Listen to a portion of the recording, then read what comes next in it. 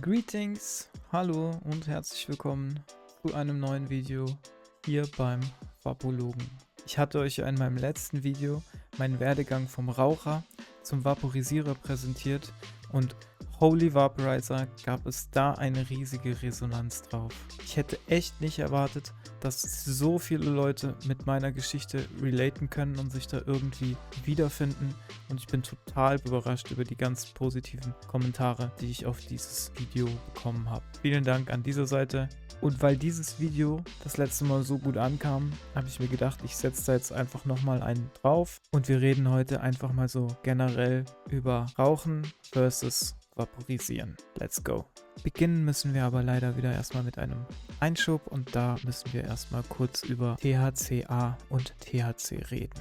Es ist nämlich so, dass für die Wirkung von THC Wärme nötig ist oder auch UV-Licht, aber der Prozess ist wesentlich langsamer, deswegen lassen wir den mal außer Acht. In der Pflanze liegt das THC nämlich hauptsächlich als Säure vor, als THCA oder der chemische Begriff 2-COOH-THC.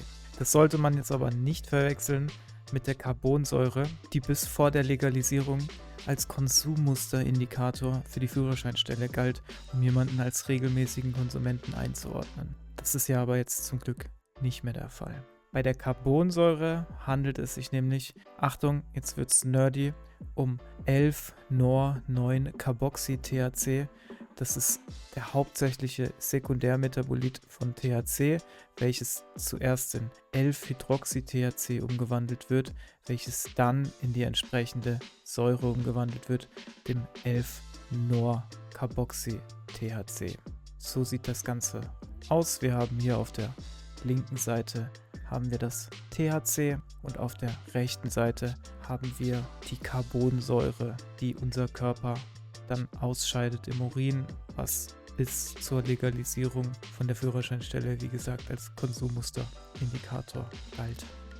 Kommen wir aber zurück zum THCA, das in der Pflanze vorliegt.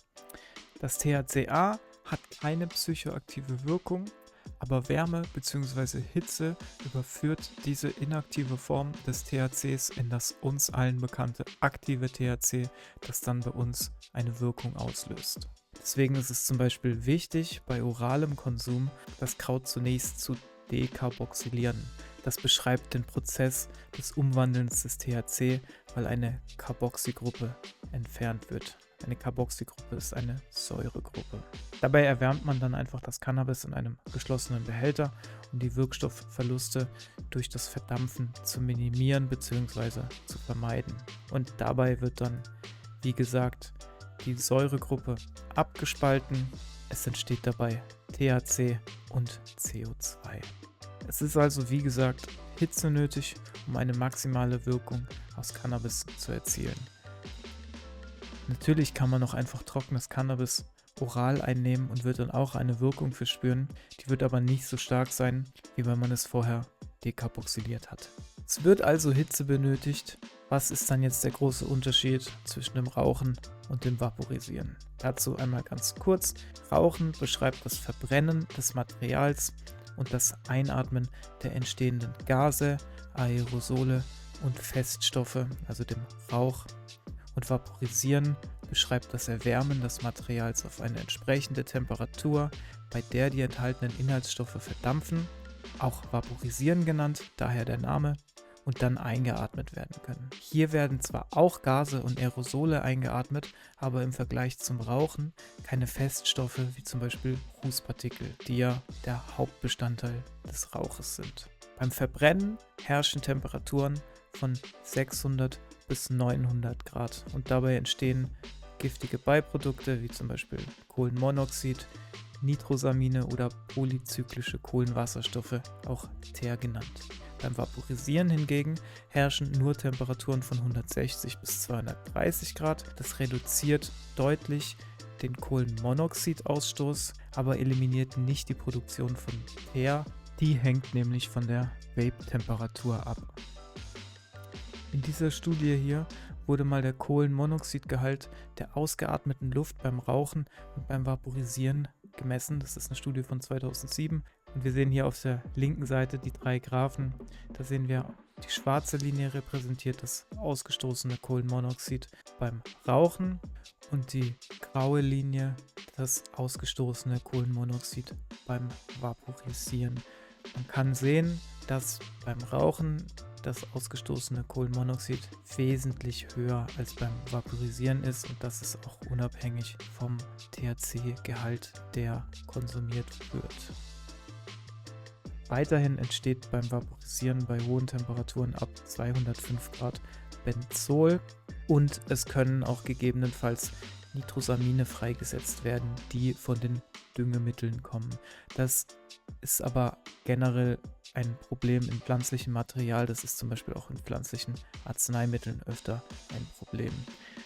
Nitrosamine sieden schon bei 150 Grad und liegen der Siedeltemperatur von THC ziemlich nahe, die nämlich bei 157 Grad ist. CBD, nur zur Vollständigkeit, hat eine Siedeltemperatur von ca. 180 Grad. Weiterhin kann Rauchen Atemwegsbeschwerden verursachen, wie zum Beispiel Bronchitis und Husten. Vaporisieren kann den Hals zwar nicht unmittelbar schädigen, aber immerhin durch die trockene, heiße Luft, die eingeatmet wird, irritieren, was dann auf Dauer auch zu Problemen führen könnte. Aber interessanterweise verursacht das Rauchen von Cannabis keinen Krebs, zumindest nicht, wenn es pur geraucht wird. Zum Beispiel heißt es in dieser Studie, ich zitiere: Während Cannabisrauch mit Atemwegsstörungen in Verbindung gebracht wurde, einschließlich der Umwandlung von Atemwegszellen in einen scheinbar präkanzerösen Zustand, wurde er nicht kausal mit cannabisbedingten Krebsarten wie Lungen-, Dickdarm- oder Rektumkrebs in Verbindung gebracht. Präkanzerös ist ganz grob gesagt eine Vorstufe von Krebszellen, das heißt Zellen, die schon eine gewisse Mutationen aufweisen, aber noch nicht als Krebszellen gelten und sich noch nicht unkontrolliert vermehren. Es ist ja bekannt, dass Cannabis krebshemmende Eigenschaften aufweist, und vielleicht ist das der Grund, dass das Auftreten von Krebs in Verbindung mit Cannabisrauchen, zumindest purem Cannabisrauch, größtenteils ausbleibt, wenn überhaupt auftritt. Und weiterhin habe ich noch eine Studie gefunden, die kann ich aber leider nicht zeigen, weil ich die nicht runterladen konnte, von 2003. Die haben den Dampf vom Vapo und den Rauch eines Joints analysiert, und da hat sich gezeigt, dass im Dampf des Vaporizers 89% THC und 9,5% toxische Nebenprodukte vorhanden waren, während im Rauch des Joints gerade mal 10,8% THC und 87% toxische Nebenprodukte vorhanden waren. Und zu guter Letzt habe ich noch eine Studie gefunden, wo der THC-Gehalt im Blut beim Rauchen, beim Vaporisieren getestet wurde. Und wir konzentrieren uns mal auf die ersten beiden Graphen, können hier sehen, dass der THC-Gehalt im Blut beim Vaporisieren ein gutes Stück höher liegt und auch der 11-Hydroxy-THC-Gehalt, die 2 Graphen weiter unten, ist der Wert beim Vaporisieren wesentlich höher. Das war's von meiner Seite. Ich hoffe, ich konnte mit diesem Video vielleicht den einen oder anderen wieder ein bisschen Motivation geben, vielleicht doch vom Rauchen aufs Vaporisieren umzusteigen oder auch nur vom gemischt mit Tabak aufs Purrauchen umzusteigen. Eure Gesundheit ist es wert. Macht's gut, Leute. Bis zum nächsten Mal. Euer Vapologe.